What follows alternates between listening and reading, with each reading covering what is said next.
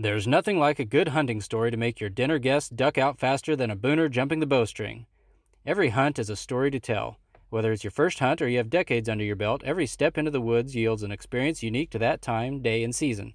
I'm your host, Derek DeBoer, and here are a few of our hunting stories. I need the country. I need the country.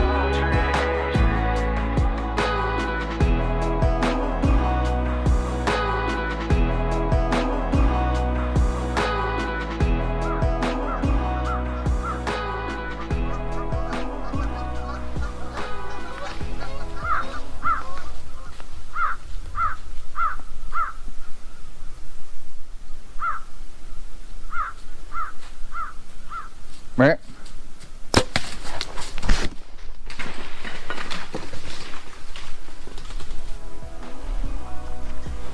He's down.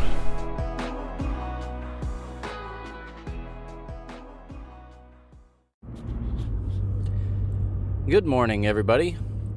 Today I want to tell the story of my first archery buck. I know for everyone, their first deer, whether it's archery or rifle, is really special. And for this one, it seemed a little extra special. It took quite a while for me to actually put a buck down with my bow and arrow. I started hunting in 2005 using archery tackle, and it wasn't until 2011 that I actually harvested a deer. It was my first deer, first buck with bow and arrow. It was really extra special.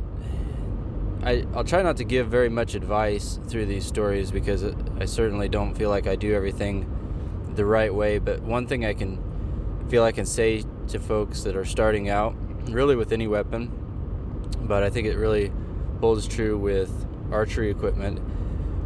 The first season that you go out, just try to harvest a deer. Take a deer with your bow, and that'll build a whole bunch of confidence. I think that's one thing that I did wrong early on. And I'll talk to Darren about this at some point too, get his perspective on it.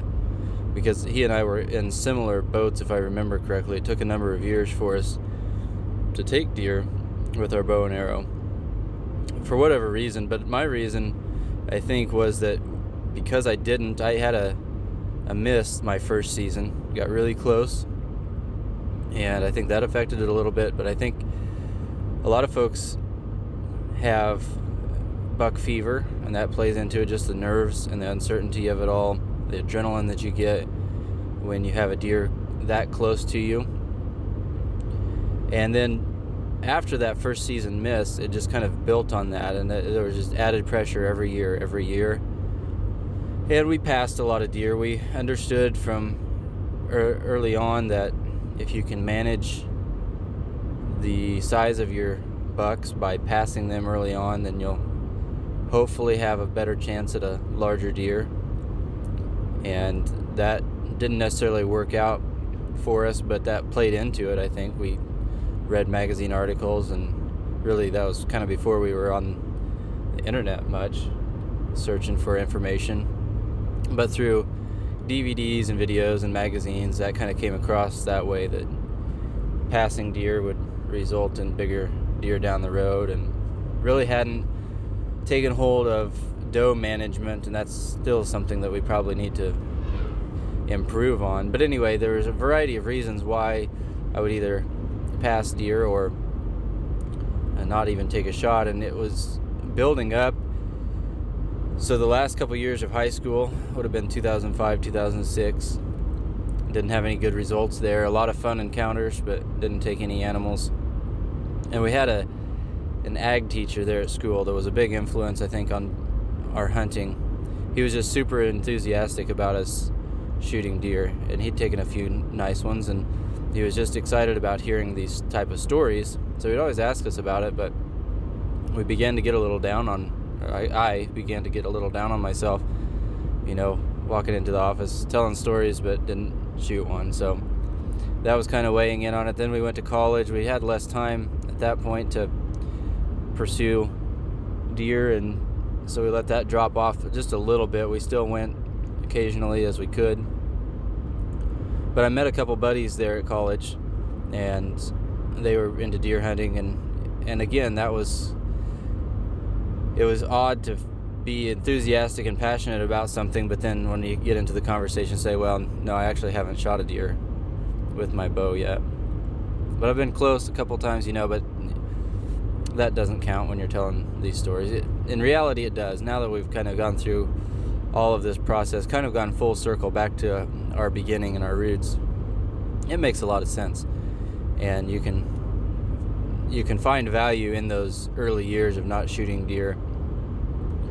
But that would just weighed in on it all the more. It was just building and building and building, and you get to think, well, other guys are shooting deer with a bow, what's wrong with me? Well, that's really the wrong attitude. You need to take into account all of these factors that are playing into it, and all the experience you're gaining and the information that you're learning while you're in the woods. And it ultimately, I think, built up to my first success with a bow. And back then, we still didn't really have things figured out. We don't even now.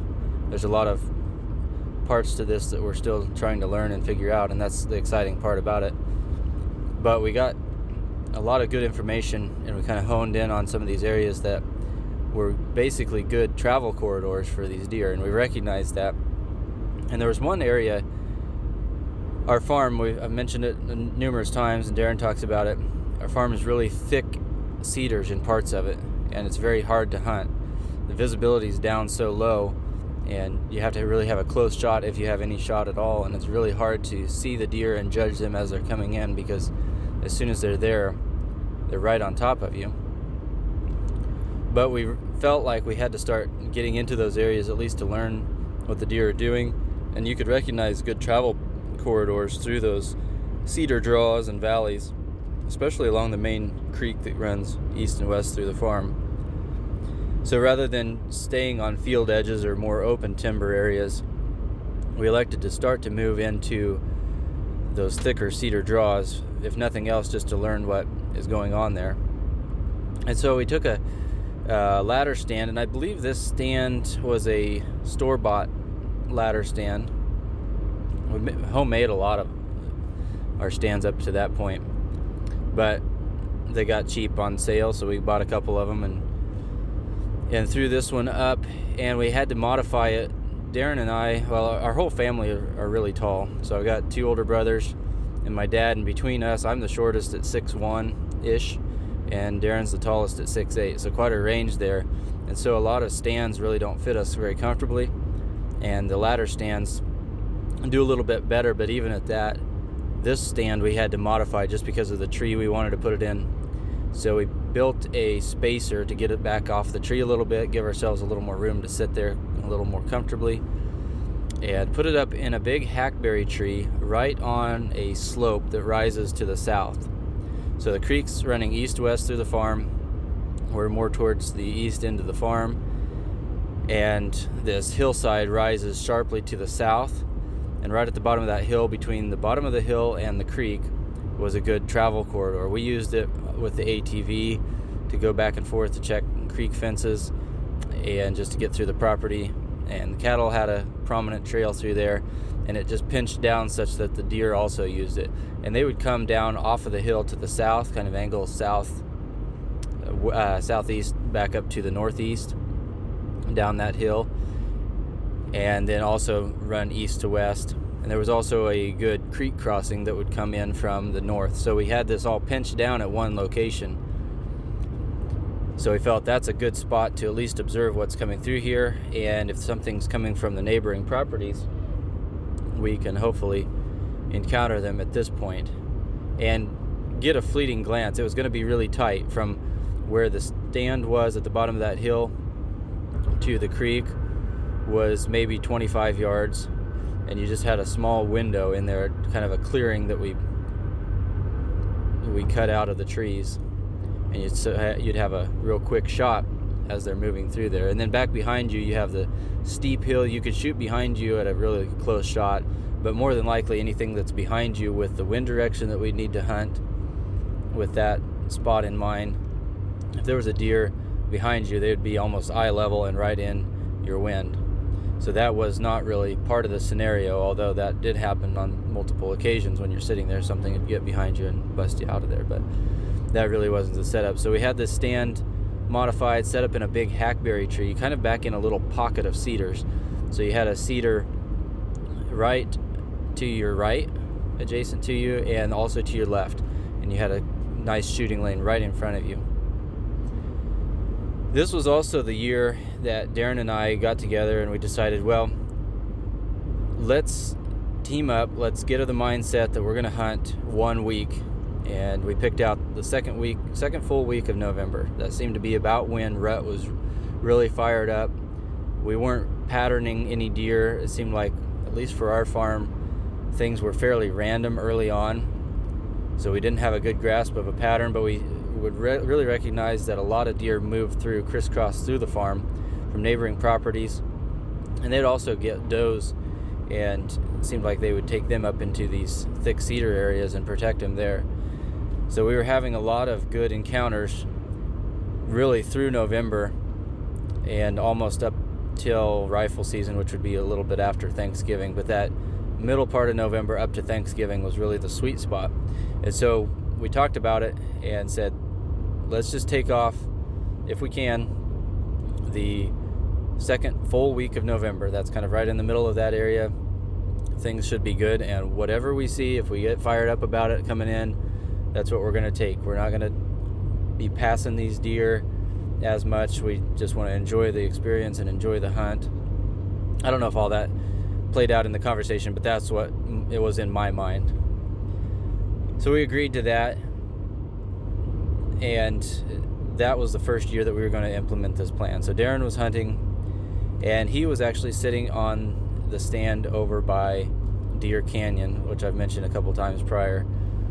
And it's another good crossroads, or another really good spot to sit and at least observe. But when you get a higher volume of bucks or deer movement, you're sure to see stuff at that location. So he was there, and that's about a quarter of a mile at least to the west of where I was going to sit. And we hadn't taken any deer from this new stand location, so I was going to sit there and just see what came through. That morning, it was a cool morning, but it was really drizzly rain, so everything was wet, and it wasn't extremely cold. You like those really frosty, cold mornings in November. It just really feels good and deery. But this was just overcast. It was a little bit warmer because the rain wasn't freezing. It was fairly comfortable, but nice and cool yet, and not a strong wind, but you set up so that you have that wind kind of to your face. So we had kind of a northwest wind. Good for both of our locations. So I set up in this spot, and it was extremely quiet getting in because of the moisture. So I would walk a four-wheeler trail across the creek. That was probably the loudest part. There's big sheets of shale and flint rock and stuff in the bottom, limestone in the bottom of these creeks, and it's really kind of hard to get across that without them clicking and clanking together. But if you take it slow, you can get across quiet and then just follow that four-wheeler trail very silently because it's bare soil.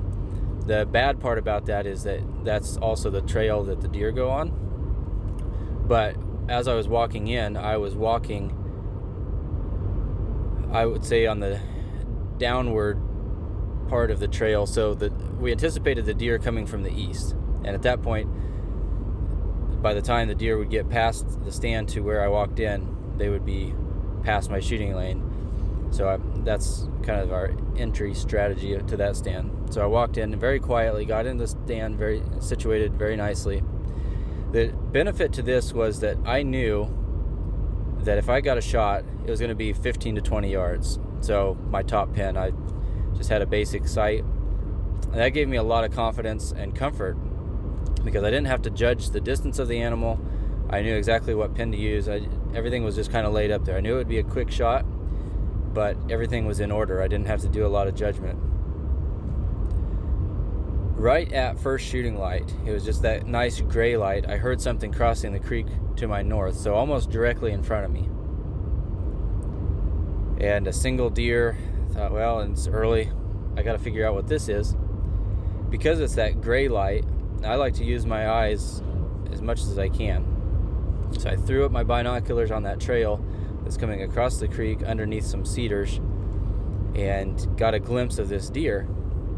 And as soon as he cleared the cedar tree, I could see big tall tines, and I could tell at least on one side he had what would be a 10-point rack, so 5 tines. I thought that's good enough, and I probably didn't need the binoculars, but I'm so visual that even in broad daylight, when I have a buck somewhat even close, I'll throw the binoculars up if I can get by with the movement and observe that deer. So I really like using binoculars in the tree stand, even in close proximity.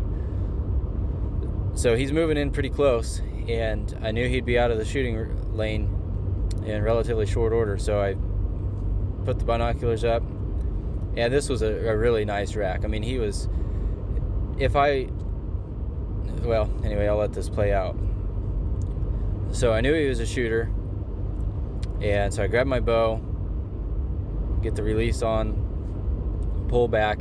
By this time, he's to an area where there's a small scrape underneath a cedar branch, and I was nervous about him getting away from me, so I kind of hurried the shot up a little bit and put the pin right behind his shoulder, and I'm at a very sharp angle down. This is probably inside of 15 yards, but also angled down from 14 feet up. So a very sharp angle, and whether I overcompensated for that angle, I knew that if you're shooting a sharp angle, you're supposed to aim a little low.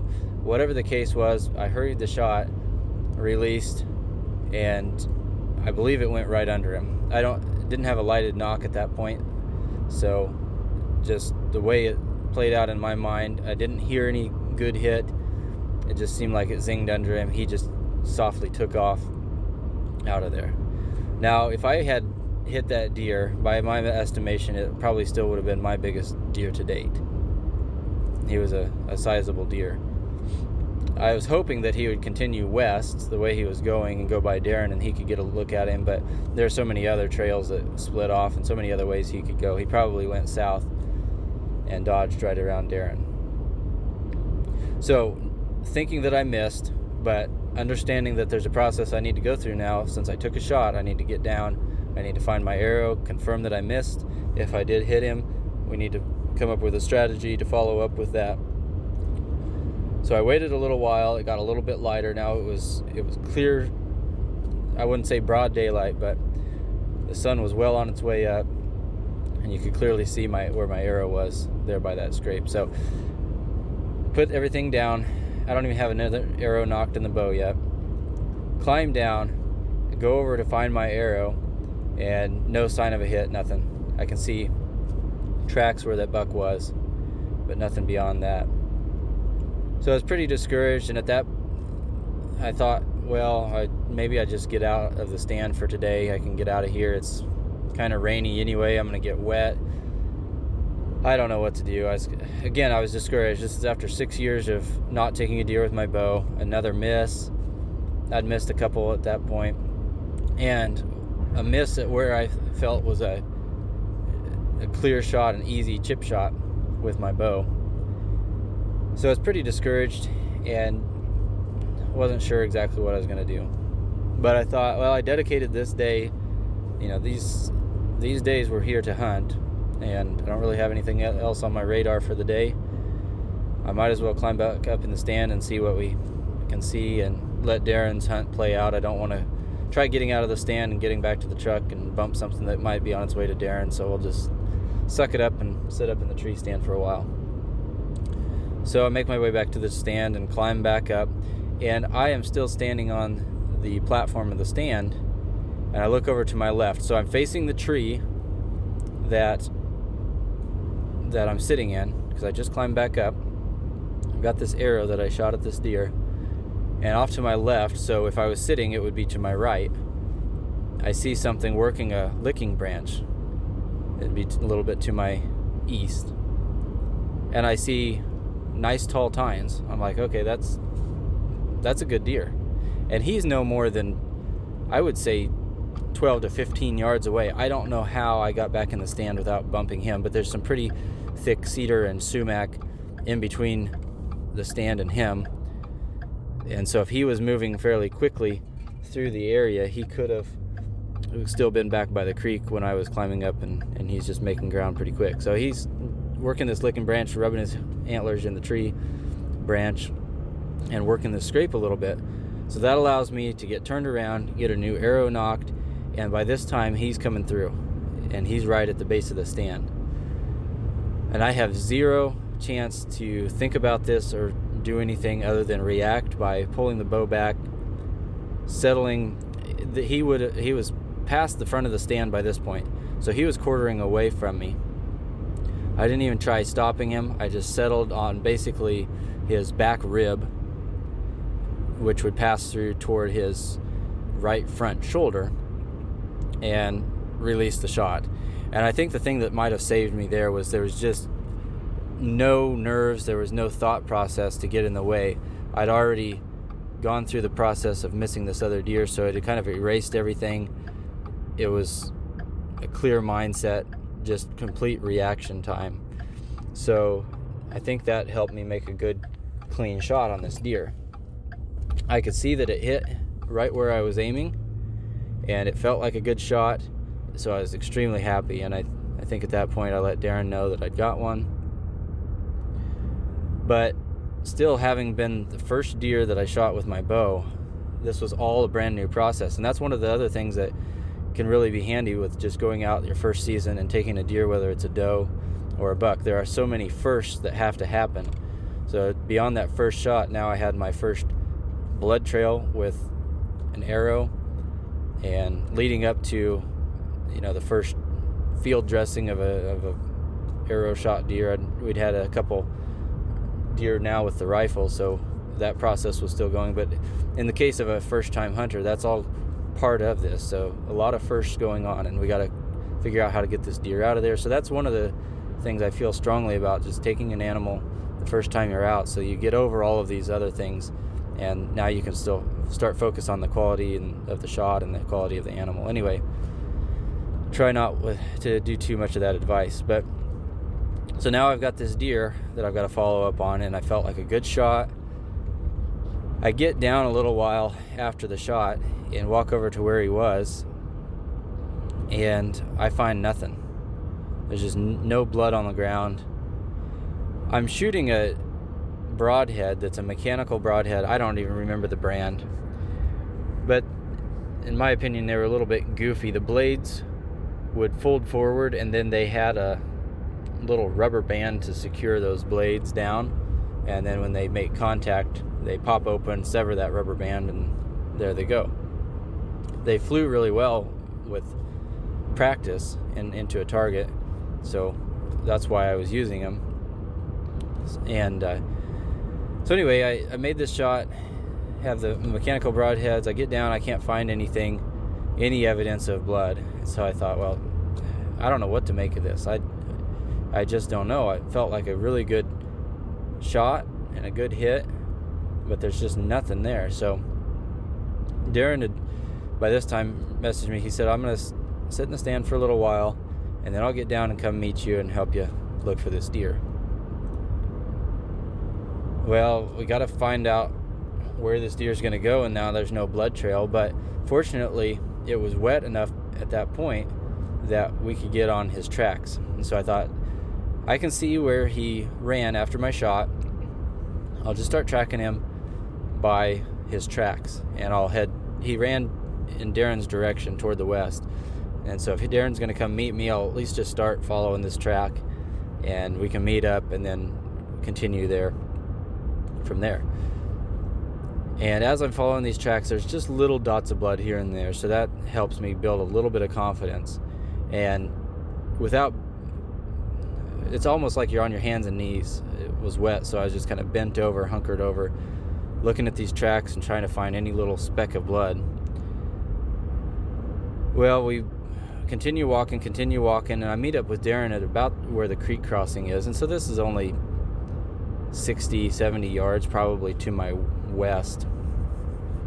It took me a while to get there. It took a lot longer for me to get there than for Darren to make up that ground and meet me there. And that's about where we met up. And so I told him the situation, and that we're not finding any blood, but we've got these tracks. And we just decided, well, let's just study those tracks and keep walking those.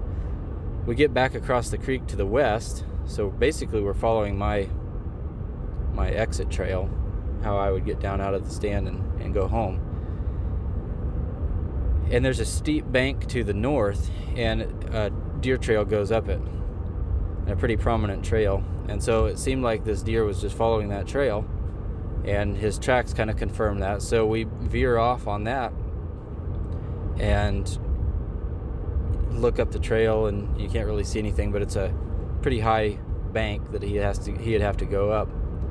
Well, we're not seeing anything. Well, there's a huge hole right at the bottom of that bank, and in our estimation, it's where a big tree root ball was at one point, washed out, heaved out, and created this big hole in the ground, because it's kind of almost like a crater. And we just happened to look over, and he's piled up at the bottom of that bank in that hole. He must have been following that trail, but he didn't have enough steam left to get up that bank, and he'd fallen back down into that hole. And just walking on the trail itself, you couldn't see because he's down in there, and there's a big pile of leaves in there, so kind of helped obscure him there. But really no blood trail to follow at all. We just had to follow his tracks. Well, we were really excited that we finally recovered him, and first bow buck on the ground for me, and I was ecstatic. It was a really nice deer too. He would have been a 10 point. He had a double brow tine on one side, really nice long tines, fairly tight rack. He was about ear width, and just a really solid deer. I was super excited, and this was another first for us. We decided to do a European mount on that one, or at least a first for me. I don't know if Darren had done one before that or not, but I had to learn the process of that, and that's pretty cool. Getting everything boiled down and bleached and cleaned up. Really made a nice European mount. I made a pedestal for it with a old fence post and some old barn wood, so I had it on that for a while. But a really nice solid deer, and it couldn't have played out much more in my advantage with just the close proximity of the shot, kind of the hurried timeline of the deer coming in. I didn't have time to judge him and get nervous, so that really helped. And it proved to be a really nice spot to set up on. I've taken another buck there. I'm not sure about Darren if he's shot anything off of that trail, but through trail cameras since then and just our other observations, that is a really nice travel corridor, kind of a pinch down area that we can use to gather a lot of information. We get a lot of good trail camera pictures from that spot. It's really tight in there, so you have to be careful how you access it, and for a large part we stay out of it and only go in there when we feel like we need to hunt it. But really cool experience, kind of setting up in a brand new area and being able to allow it to work out. Really a roller coaster hunt with the miss right off the bat, and then having him walk in right underneath me, not being prepared in the stand. But that's the fun part about all of this. Such unpredictable stories, and it never plays out the way you think it will. But that's the story of my first archery buck, and we've had a lot of fun encounters and successful hunts since then. I'm glad it played out the way it did, but looking back, I probably could have saved myself some of the heartache getting a little bit of earlier start and just pulling the bow back a little bit earlier in some of those early years. But it worked out really well, and since then we've had a lot of fun hunting, and that was kind of the start of what we call now rutcation. I think a lot of people use that term, but taking that week off in November and seeing what moves through the farm and hopefully getting on a big deer. So now it's the end of summer here at home. We're seeing a lot of good deer on our trail cameras. We're getting pretty pumped up. In the next couple months, hopefully we can get some information gathered and get excited for getting back out in the woods. Hopefully the weather cools down and we'll get super excited to see what happens this fall.